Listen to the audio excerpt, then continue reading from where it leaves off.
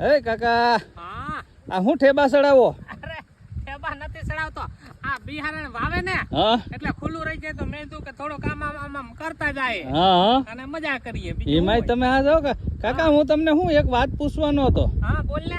આ ઓલું તમે આ વૈષ્ણવ એક પાટલા જેવું ખાલી રાખ્યું ઈ કાં રાખ્યું?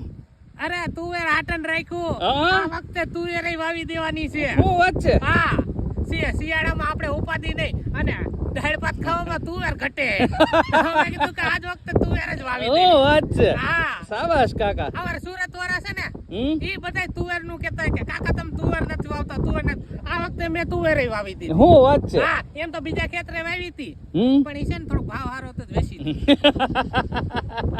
તમે કાકા છે ને હા હાલો હાલો હું અહીંયા બિયારણ વ્યવસ્થિત કરાવવા લગવા કહું. હાલે બાપા હાલે.